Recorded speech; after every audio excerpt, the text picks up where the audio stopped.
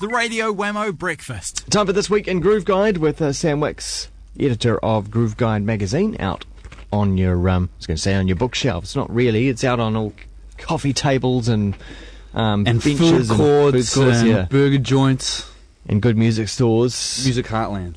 G'day there, Sam, how you doing? Good, man, how are you? Good. On the front, Lugaboa, who we had in the studio yesterday. Yeah, you mentioned you had Jimmy and Sam through the studio. Yeah, right? nice chat. Consummate professionals. Yeah? Well, yeah. I guess Jimmy is deep in the rock and roll game, right? He's been around the block, so... Just their live performance yesterday was actually it sounded astounding in my cans here in the studio. Performance. Is that how it worked? Yeah. And they said after the performance, this wasn't on air, but it was kind of a new thing to them to strip things back like that. Well, because they make a great rock and roll racket. You know, how do they strip that back to a two-man, which is acoustic guitar and voice? Well, we talked about it, and we were thinking, well, that's the mark of a good song and also a good band. If you can take your heavy rock and roll, whatever it is, and turn it into something acoustic or something laid back. Most definitely. Yeah. It's definitely the mark of a good song, but they're a great band as well. Did Jimmy talk to you about the record, Long Hot Night? A little bit, yeah, a little bit. What is the main premise? K Road, the after hours of Auckland's Karanga Happy Road, which for Auckland locals, you know, it's... What is it? Is it our spiritual epicenter? Is it the thing that keeps everyone. The cheese at bay? It is for a lot of people. Not for everyone though. I think some people are scared of K Road. Well, it's not what it was in the 70s and 80s. No, I mean, it's got a Starbucks on the corner now. Yeah. You know, it has been tamed. Yeah, but there's still some important characters that make their home down that way. And R.I.P. Margaret Hoffman. Yeah, there's actually a photo that I figured because Lugaboa has riffed on the theme of K Road, it was a good chance to track down a photo I saw published years back. And if you're looking online, it's the rapper Tourette's wearing a bunny suit, and Margaret Hoffman, a K Road native who passed over Easter weekend, is grabbing at his bunny ears behind there. So I managed to track down the photographer that took that shot. Cool photo. And publish it. What was the photo originally taken for? For Back to Basics magazine. Oh, Back to Basics. Okay. Hip-hop magazine. Yeah. Okay.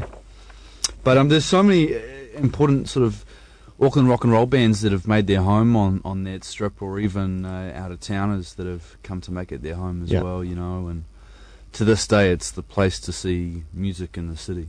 Yeah, venues have come and gone, though, haven't they? They have. Auckland tends to be pretty fickle with its venues, you know. Mm. But I think Whammy Bar and Wine Cellar seem to be going strong. They're institutions. You can't see that support dropping away for those venues, right? Wine Cellar in particular, I love. It's the sort of place I would have come up on as a student and said, like, this is my home. But at the same time, a little bit confusing because you got the bar at one area, and then the bar's not near the performance space, and then you got the zone in between. Don't you like that confusion? Do you need it all laid out? It's not beautifully, but I do wish they just put a little bar in the performance area. Yeah. I don't want to walk all the way back through. Yeah.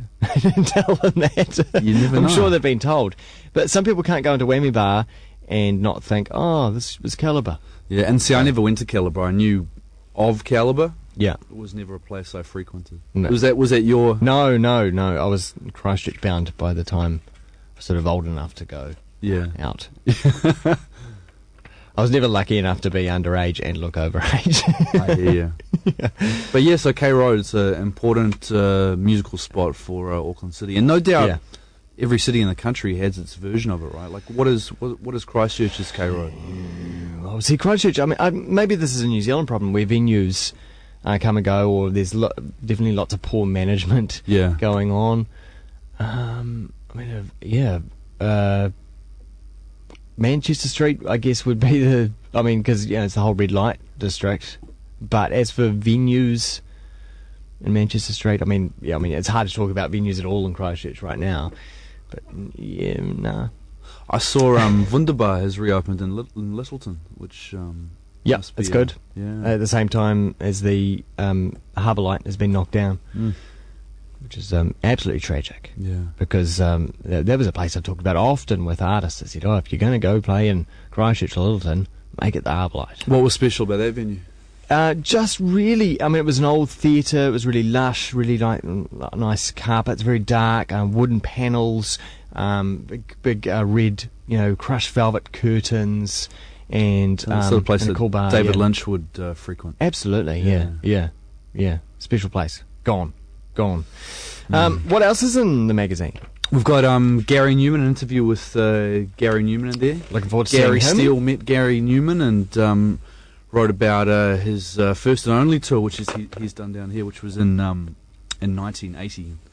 And he's back the week after next, actually, to play the Pleasure Principle from top to bottom. Yeah, so really looking forward that's to going that. to be fantastic. Did he talk about he used to have stage fright, apparently?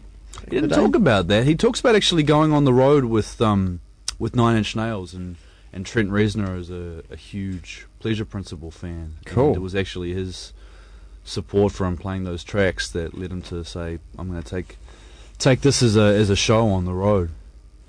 Very nice. The new Fleet Foxes has been reviewed and been given four I circles. saw the Fleet Foxes played here, I guess, beginning of 2009. I saw them at San Francisco Bathhouse in Wellington. Oh, yeah. And on stage they were saying that the next day they were going to be meeting up with Richard Taylor at Weta. Ah. And even then I thought, you want to ask those guys to do the soundtrack to The Hobbit. And to this day, I'm really curious if that question was asked, because their music is custom made for You reckon? Elves and... it's got Lord of the Rings all over it. Is it? I think so. Yeah, Okay. some kind of elfin party, or I'm quite keen to hear the new album. Haven't heard it Hobbits yet. and knees up.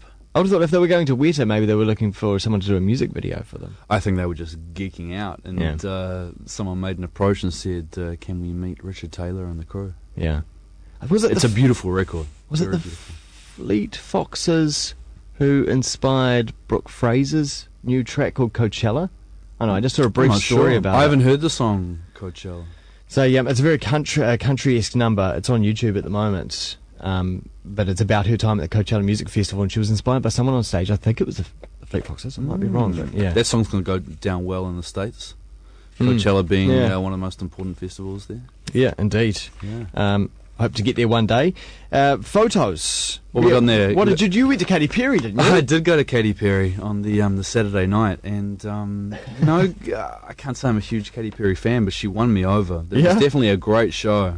Shouldn't she do a version of Friday? Is that She right? did a whole medley of stuff. She did Jay-Z's Big Pimpin'. She did Rebecca Black's Friday.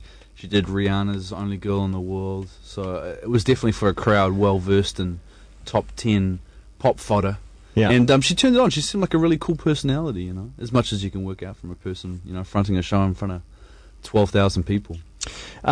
No, I didn't know John Butler Trio were in town, or at least they were in Wellington. Did they come and play in Auckland? They played Auckland as well, and I Ah. believe both of those shows sold out. They've got a huge support base. They totally won me over at the big day out, just because it was one of those situations where it was in between bands. So it was going back to the place where we, sit and hang out, and we were with friends, and Yeah. we're sitting there, and it was just the sun, I guess, was getting pretty close to setting. It was a sort of early evening, and it was sort of middle of the road music was on. I was like, oh, yeah, this is sort of average.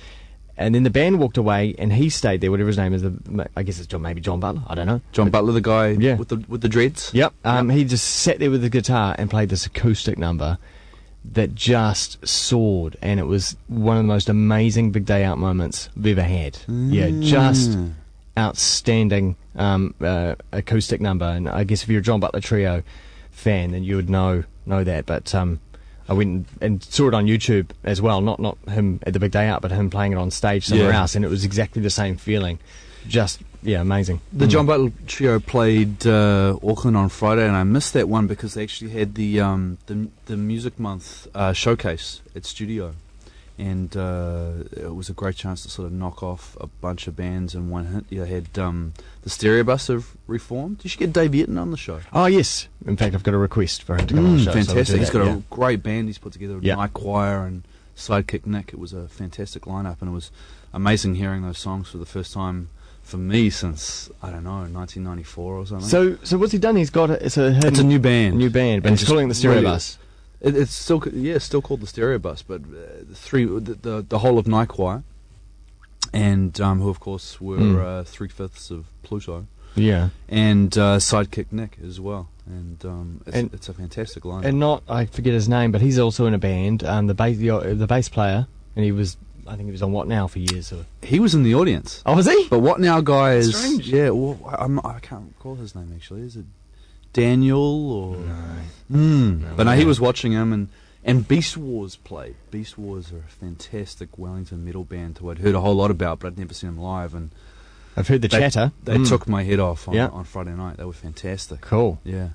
Oh, good stuff. All right. Well, there's obviously been plenty going on, and tons going on. There's heaps still to see in the latest Groove Guide. Go get it. It's got Lugaboa on the front. We've been talking with Sam Wicks, who is the editor of Groove Guide, and I thought we may as well play some Lugaboa, play their track Lazy, their official music video for this one. Thanks, Sam. We'll see you next week. Thank you, sir.